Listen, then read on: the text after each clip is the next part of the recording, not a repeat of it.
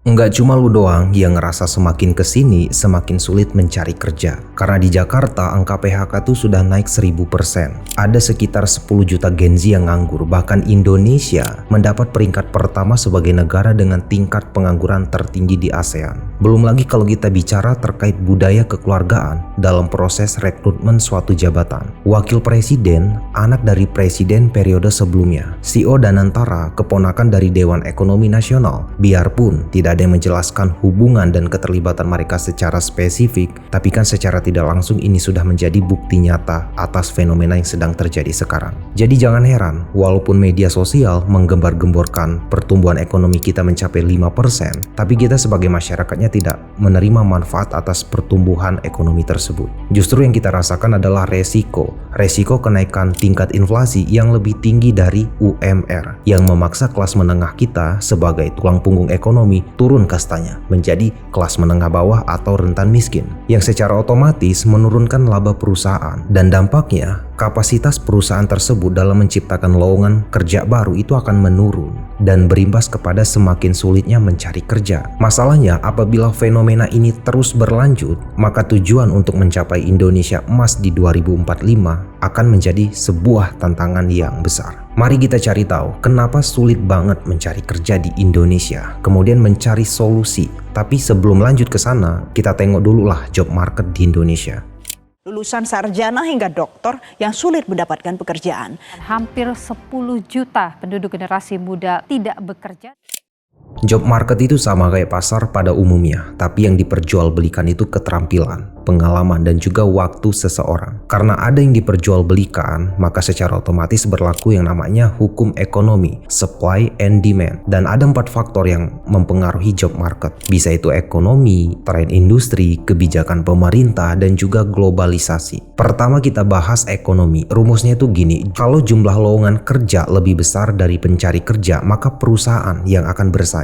Tapi kalau jumlah lowongan kerjanya kurang dari pencari kerja, maka kandidatnya yang akan bersaing. By data, total lowongan kerja di Indonesia tahun 2024 ada sekitar 253.000. Sementara total pencari kerjanya 1,9 juta. Sebenarnya dari sini saja kita udah bisa lihat penyebabnya. Kenapa semakin kesini semakin sulit cari kerja di Indonesia. Dan masalah ini diperparah dengan poin kedua, yaitu tren industri. Mayoritas dari kita ya pasti pilih-pilih dalam jenis pekerjaan. Khususnya Gen Z pasti nyarinya pekerjaan kantoran yang ada seragamnya, THR, kartu pegawai supaya bisa diposting di media sosial. Sementara jumlah lowongan kerja di sektor formal itu sendiri cuma ada sekitar 2 juta. Itu pun dari tahun 2019 sampai 2024. Di sisi lain ya, ada tren baru yang muncul, yaitu hashtag kabur aja dulu yang viral di media sosial. Fenomena ini unik karena semakin kesini semakin banyak masyarakat terutama Gen Z ya yang memilih bekerja di luar negeri ketimbang bertahan di tanah air. Dan alasannya memang masuk akal. Upah minimum provinsi Indonesia itu rata-rata cuma berkisar 2 hingga 5 juta per bulan. Bandingin dengan Singapura atau Hong Kong yang start 8 hingga 23 juta.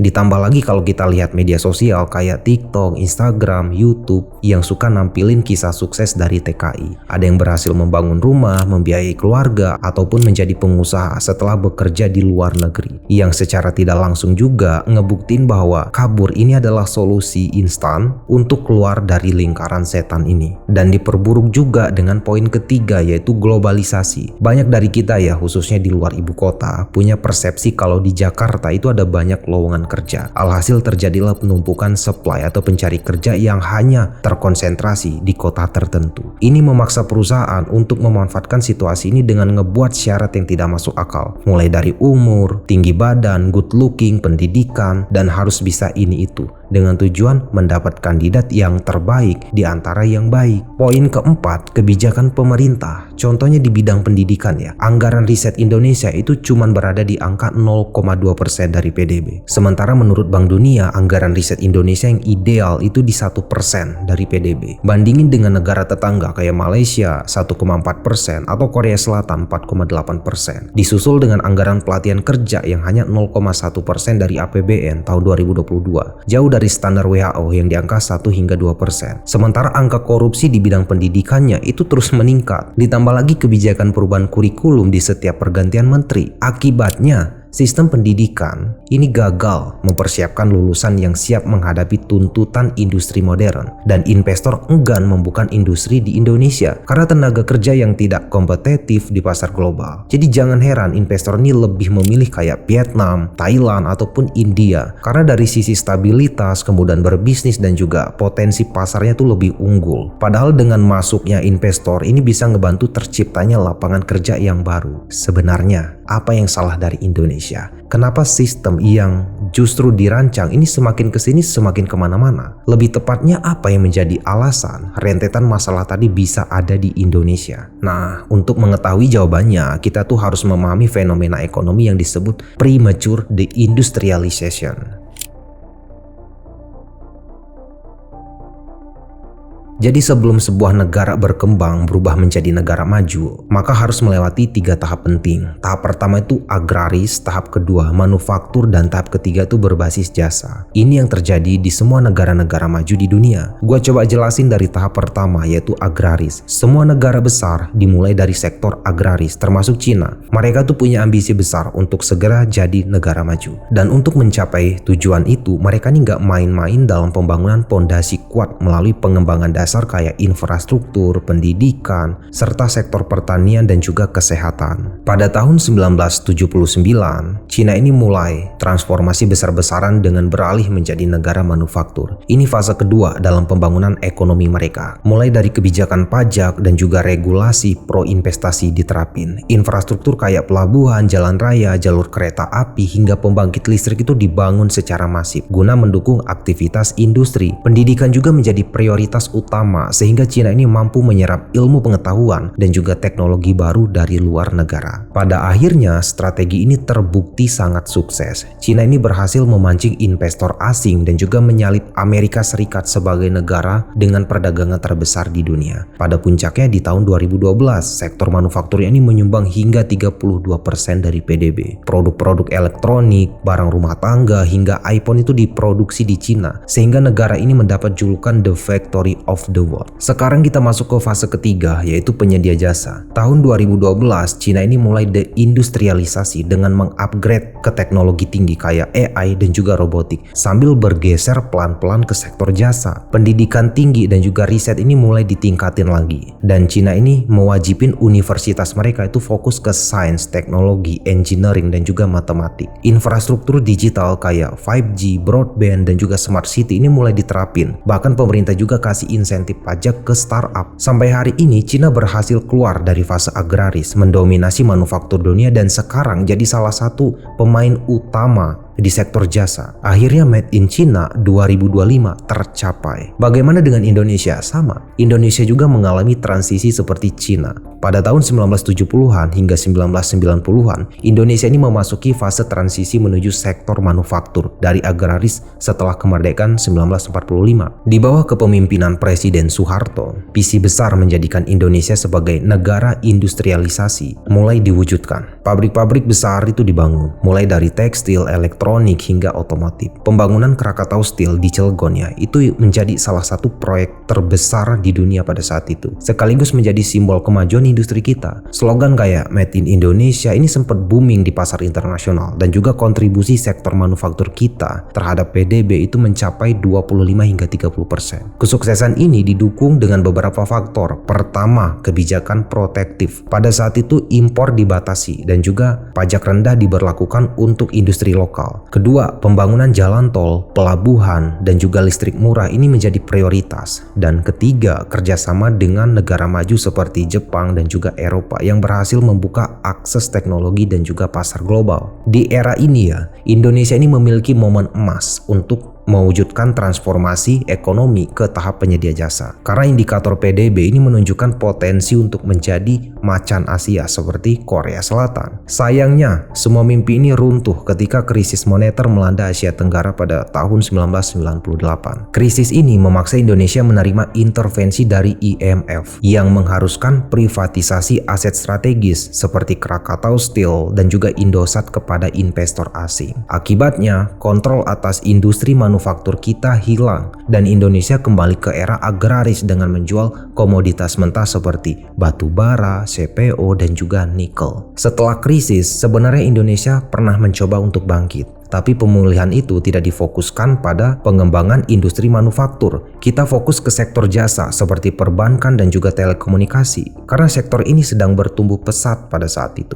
Sehingga muncul ide untuk mengambil jalan pintas dengan lompat langsung ke tahap penyedia jasa tanpa mematangkan sektor manufaktur. Padahal tanpa jalan tol, pelabuhan modern, regulasi yang mendukung, dan SDM berkualitas, Indonesia sulit bersaing di kancah global. Akibatnya, kontribusi sektor manufaktur terhadap PDB ini mulai menurun secara bertahap. Pada akhirnya terjadilah fenomena ekonomi yang disebut premature deindustrialization, yaitu fenomena di mana sektor manufaktur kita mengalami penurunan kontribusi terhadap PDB sebelum mencapai tahap industrialisasi secara matang. Akibatnya, Indonesia gagal melewati 3 tahap penting menuju negara maju, dari agraris ke manufaktur dan beralih ke penyedia jasa. Kita masih tertahan di fase manufaktur, bahkan dalam fase ini kita belum sepenuhnya berhasil. Kondisi Indonesia saat ini lebih mirip dengan negara agraris tapi dia modern, di mana sektor informal ini mendominasi dan juga ketimpangan sosial ini semakin parah. Jadi Indonesia sekarang terjebak di middle income trap, sebuah situasi di mana pertumbuhan ekonomi stagnan karena tidak mampu naik kelas menjadi negara maju,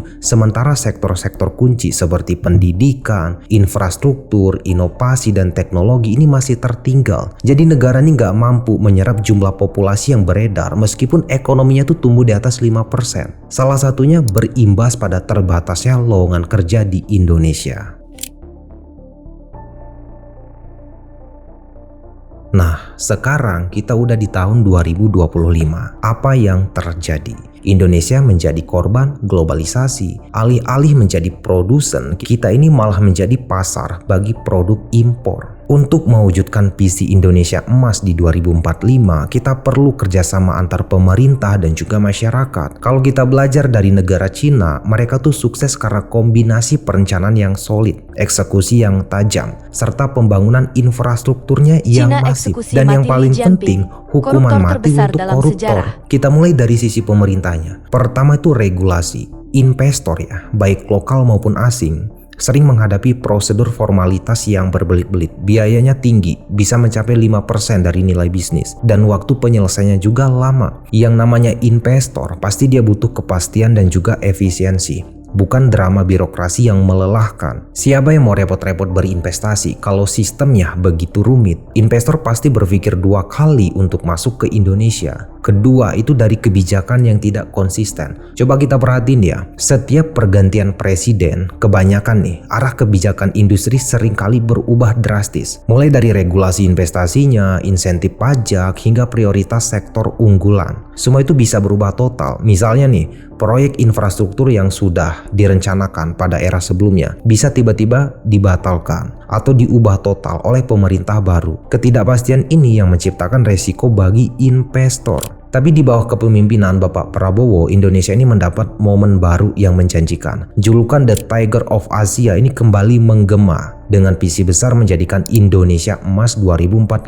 mulai terlihat nyata. Salah satu pencapaian signifikan ini dibuktikan dengan langkah tegas dalam membongkar praktik korupsi yang selama ini menjadi penyakit kronis di tubuh bangsa. Dengan gaya kepemimpinan yang berani membersihkan tempat-tempat yang selama ini dianggap sakral atau sulit disentuh, ini jadi bukti nyata kalau beliau serius dalam memperbaiki sistem dari akarnya. Dan ada juga kesan kalau program-program penting dari presiden sebelumnya ini mau dilanjutkan, bukan diubah total atau dihentikan. Pola ini mirip dengan Cina ya, di mana setiap pemimpin baru ini melanjutkan program dasar pendahulunya, sehingga tercipta yang namanya stabilitas dan juga keberlanjutan. Kalau pola ini bisa konsisten ya, Indonesia ini punya peluang besar untuk benar-benar mewujudkan visinya sebagai negara maju dan memperbaiki sistem yang kini dianggap sebagai tertinggal. Dari sisi masyarakat, ada satu hal yang perlu kita renungkan bersama ya, stop menyalahkan pemerintah. Sistem pendidikan, masalah SDM rendah, UMR kecil, dan masalah lainnya. Karena kenyataannya,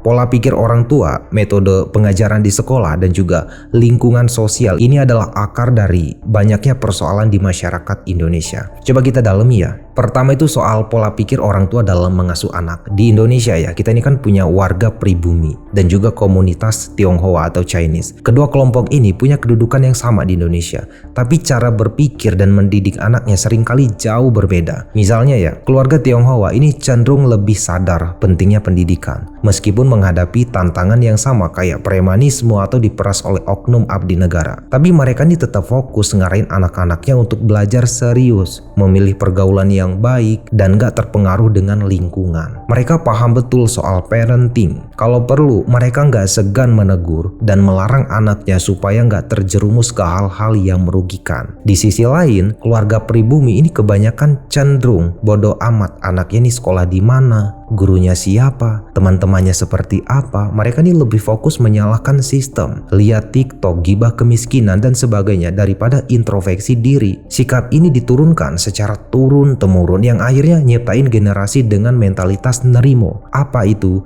Menerima keadaan tanpa usaha memperbaiki diri. Karena pola pikir orang tuanya begitu, iya anaknya nanti juga begitu. Bayangin ya, kalau pola pikir ini terus berlanjut, suatu saat anak-anak ini jadi pemimpin di pemerintahan atau abdi negara, tetapi dengan mentalitas buruk, mereka pasti mengulangi keburukan kayak korupsi ataupun malas kerja. Jadi nggak heran kenapa IQ anak Indonesia terendah di ASEAN dan dikatakan sebagai SDM rendah. Nah, dampak dari pola pikir SDM rendah ini benar-benar menjalar ke segala sektor, mulai dari pendidikan hingga dunia kerja. Kita semua tuh tahu bahwa sistem pendidikan di Indonesia ini masih kaku dan masih belum mampu melahirkan lulusan yang sesuai dengan kebutuhan industri. Tapi kalau kita mau kritis ya, masalah ini sebenarnya tuh bisa diperbaiki dari gurunya yang menjadi ujung tombak dari pendidikan. Sayangnya, mayoritas guru di Indonesia ini masih mengajar dengan gaya yang sama persis seperti generasi sebelumnya. Misalnya, kalau dulu anak-anak diajari untuk sekedar menghafal, sekarang metode ini masih dipertahankan tanpa ada inovasi. Ini adalah dampak langsung dari pola pikir yang diturunkan secara turun-temurun tadi. Kalau saja guru ini mau introspeksi diri dan juga mengubah cara mengajarnya menjadi lebih modern, misalnya mengedepankan critical thinking, problem solving, ataupun kolaborasi, maka ada peluang besar untuk melahirkan lulusan baru yang relevan dengan kebutuhan zaman. Tapi mayoritas kan hanya menyalahkan sistem. Kebijakannya seperti ini ya kami seperti ini, kan kebanyakan kan gitu. Contoh lainnya bisa dilihat di dunia kerja. Banyak pelamar terutama lulusan baru sering mengeluh tentang syarat-syarat yang diberikan perusahaan, seperti batasan usia, pengalaman kerja, penampilan menarik, good looking, dan sebagainya. Mereka menganggap bahwa perusahaan ini sengaja mempersulit. Padahal ini bukan soal perusahaannya yang jahat, tapi ini adalah dampak dari ekonomi tadi. Faktanya tuh gini ya, manufaktur di Indonesia ini kan masih belum mampu menyerap lonjakan jumlah pelamar yang begitu besar. Akibatnya perusahaan ini harus menyortir pelamarnya dengan kriteria tertentu. Di sisi lain, karena budaya turun-temurun yang selalu menyalahkan sistem, pelamar ini cenderung menganggap perusahaan ini sebagai biang keladi masalah. Padahal solusinya ya, kalau kita mau kritis, itu ada di tangan pelamar itu sendiri. Kita tahu jumlah pelamar ini 1,9 juta, lebih besar dari lowongan yang tersedia sekitar 253.000 lowongan. Pahami poinnya. Jadi sebagai pelamar, lu harus meningkatkan skill, pelajari public speaking, pahami teknologi meskipun nggak selaras dengan jurusan lo, dan asah kemampuan kolaborasi. Karena sekarang perusahaan ini nggak cuma cari yang cukup baik, tapi mereka ini mencari yang paling baik atau yang paling unggul di antara 1,9 juta yang unggul. Jadi jangan fokus ke masalahnya, tapi cari jalan keluarnya. Masalah-masalah yang kita lihat hari ini sebenarnya kan adalah hasil dari pola pikir generasi sebelumnya. Kalau kita nggak berubah, maka generasi selanjutnya juga akan merasakan hal yang sama. Beberapa masalah ya memang tercipta karena kegagalan dalam sistem pemerintahan. Dan kita juga harus sadar di balik pemerintahan itu ada manusia yang menjalankannya, dan suatu saat mungkin kita yang akan berada di posisi itu. Kalau pola pikir kita tetap seperti sekarang, ya sistem buruk ini bakal terus berlanjut. Jadi introspeksi diri ini adalah kuncinya, karena perubahan ini nggak datang dari orang lain. Perubahan ini dimulai dari kesadaran diri sendiri. Kita tahu siapa diri kita hari ini, tapi kita nggak akan pernah tahu siapa kita di masa depan. Mungkin loh yang akan jadi pemimpin, pengambil keputusan, atau bahkan pembuat sistem. Kalau lu nggak mulai memperbaiki diri sekarang, ya lu bakal jadi bagian dari masalah itu sendiri. So, thank you udah mau dengerin pemikiran gua ini.